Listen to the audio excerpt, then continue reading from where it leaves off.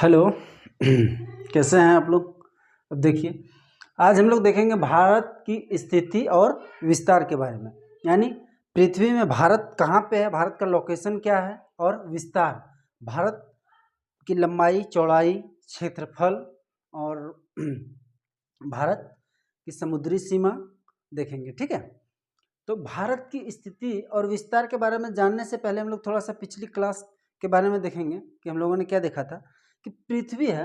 अब पृथ्वी के बीचों बीच 0 डिग्री, ये जो 0 डिग्री का ये जो लैटिट्यूड है, ये जो लाइन गुजरी हुई है, इस लाइन के ऊपर क्या होता है, उत्तरी गोलार्ध, और इस लाइन के नीचे दक्षिणी गोलार्ध, जिससे देश की स्थिति और समय को निर्धारण करने में सहूलियत मिलती है। ठीक है, तो हम लोग देखते हैं कि 0 डिग्री ये विषुवत रेखा जो भूमध्य रेखा है, इसके ऊपर नॉर्थ और इसके नीचे दक्षिण, यानी ये दक्षिणी गोलार्ध और ये ऊपर उत्तरी गोलार्ध। पृथ्वी को ये इक्वेटर विषुवत रेखा दो बराबर भागों में बांटती है।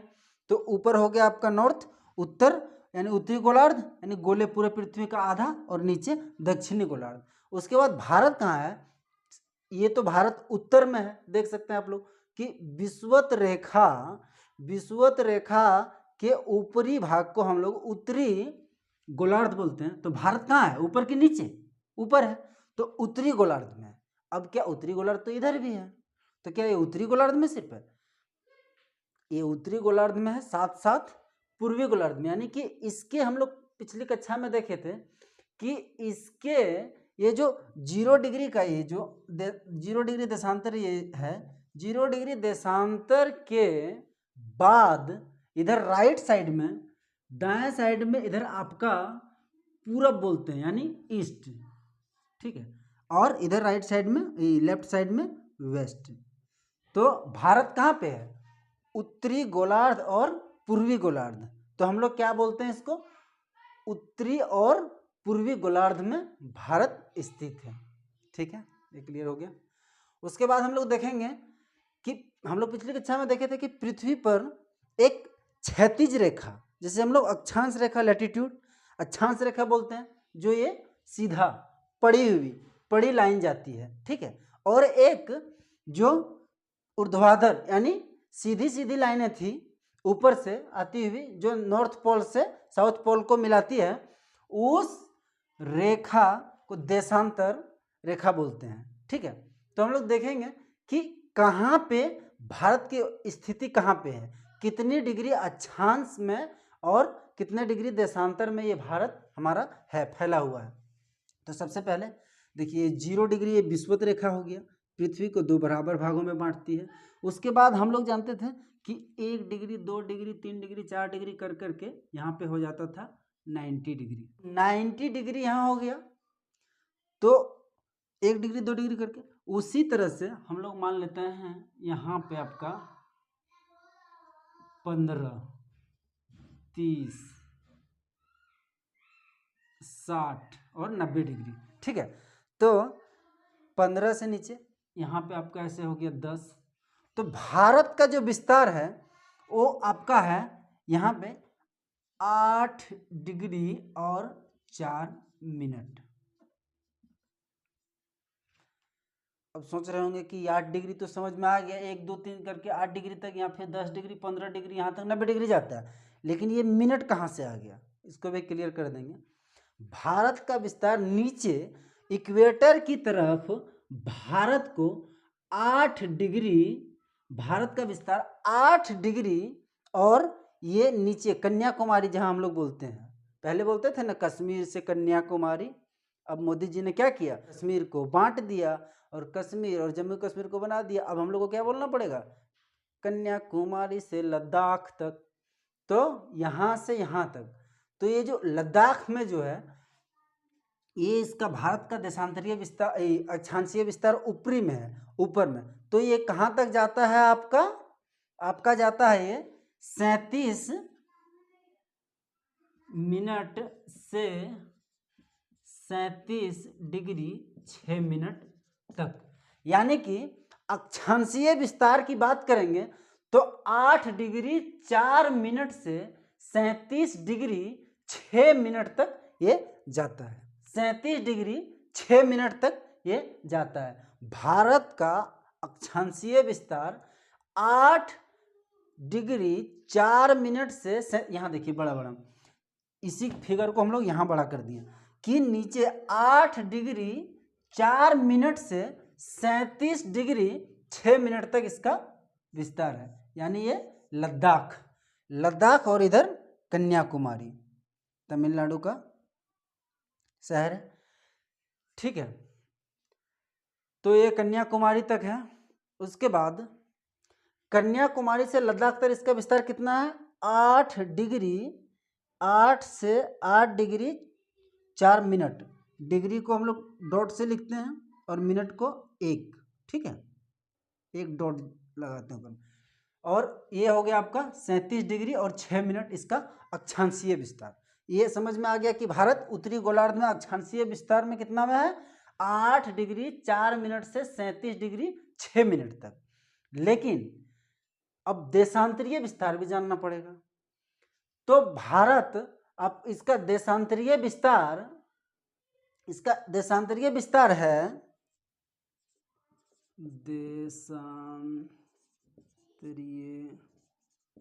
विस्तार 68 डिग्री 7 मिनट से मिनट लिखने की जरूरत नहीं है, यहाँ पे हो जाएगा। 68 डिग्री 7 मिनट से 97 डिग्री 25 मिनट तक। यानी कि अक्षांशीय विस्तार तो नीचे वाला ये जो क्षैतिज रेखा है वो होता है, तो 8 डिग्री 4 मिनट से लेकर के आपका 37 डिग्री 6 मिनट तक है।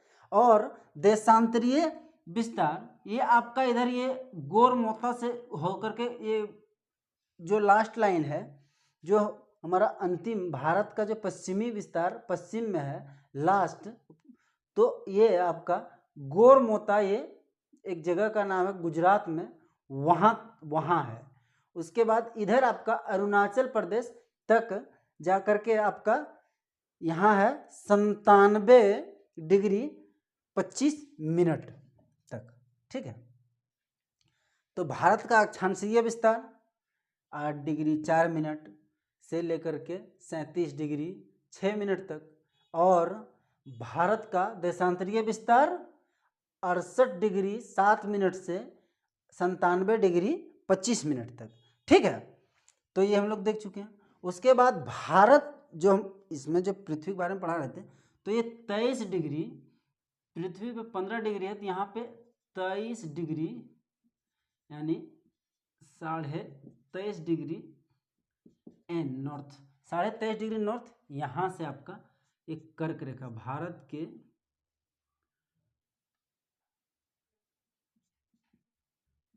8 राज्यों से होकर के ये गुजरती है, ठीक है। भारत के यहाँ देखिए इसमें बड़ा वाला, भारत के 8 राज्यों से होकर के ये कर्क रेखा गुजरती है। अब क्या हो गया कि भारत का अक्षांशीय विस्तार और देशांतरीय विस्तार हम लोग देख चुके हैं।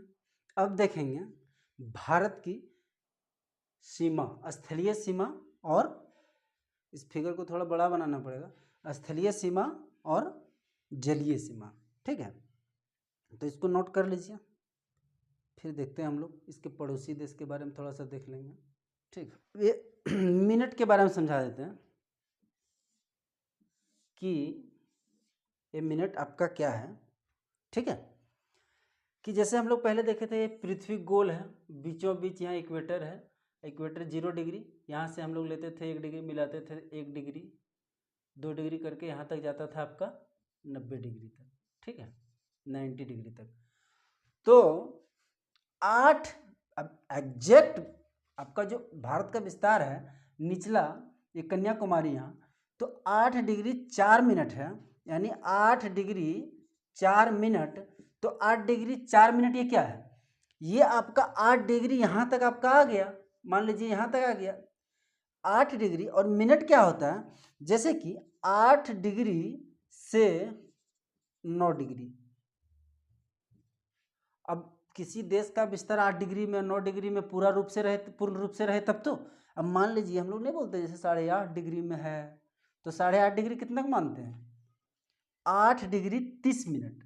यानी कि यहाँ से एक ये 8 डिग्री वाली लाइन है और ये 9 डिग्री वाली लाइन है, तो 8 डिग्री और 9 डिग्री को हम लोग 1 डिग्री को मानते हैं 60 मिनट।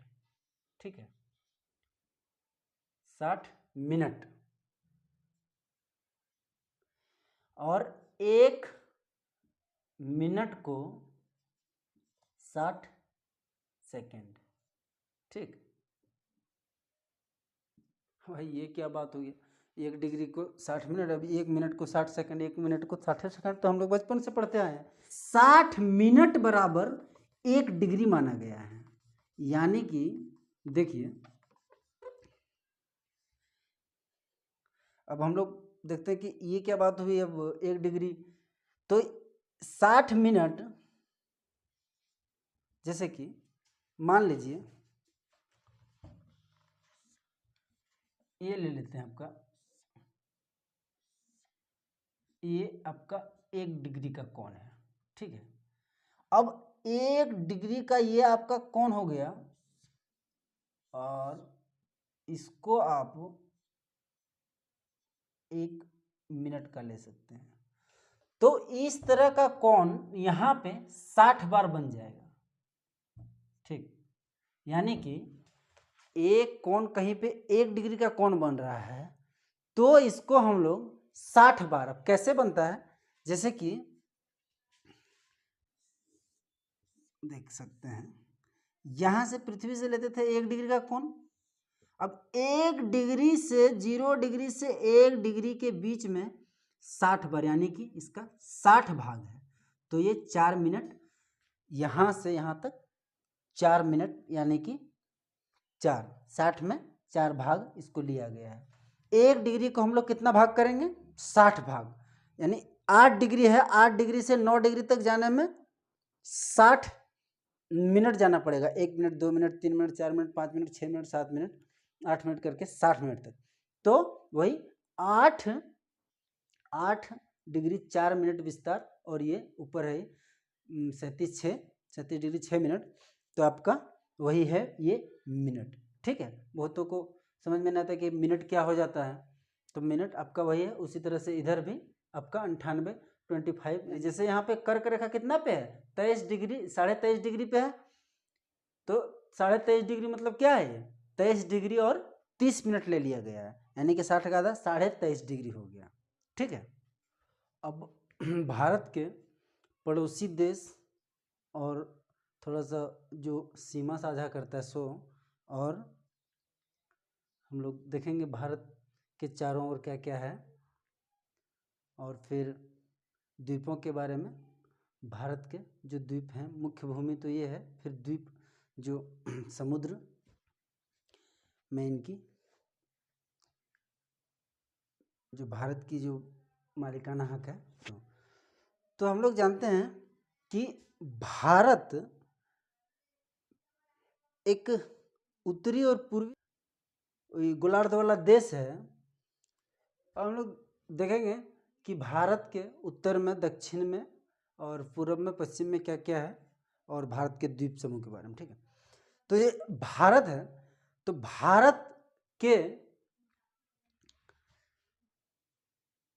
दक्षिण में सबसे नीचे भारत 3 ओर से, यानी देखिए ये पश्चिम ओर से, और ये आपका दक्षिण ओर से, ये पूर्वी ओर से, यानी 3 ओर से ये आपका प्रायद्वीपीय भारत जो है इतना, तो ये 3 ओर से सागरों से घिरा हुआ है। इधर हो गया बंगाल की खाड़ी, और आपका पूर्व में, और पश्चिम में अरब सागर, और आपका दक्षिण में हिंद महासागर।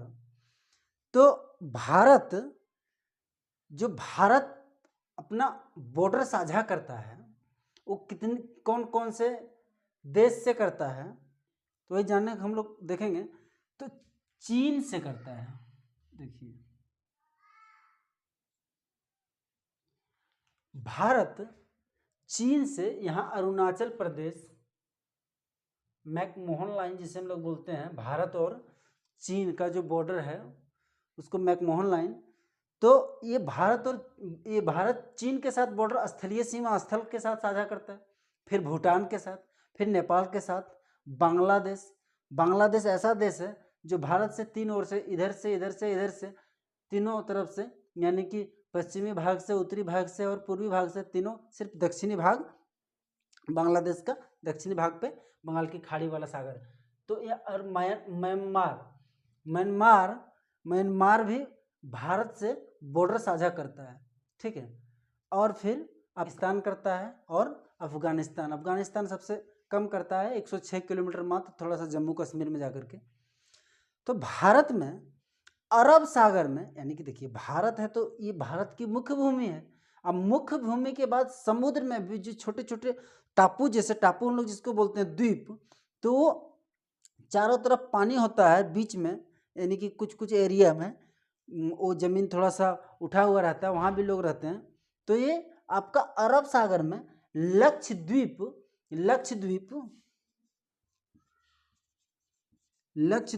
भारत के पश्चिमी भाग में अरब सागर में लक्षद्वीप है, जो सबसे बड़ा द्वीप एंद्रोथ, और छोटा जो द्वीप है वो मिनिकॉय, और इसके दोनों के बीच में 9 डिग्री चैनल क्या होता है कि ये संकरा समुद्र यानी पतला सा होता है। तो ये 9 डिग्री चैनल यहाँ पे है। और बंगाल की खाड़ी में अंडमान और निकोबार 2 द्वीप हैं।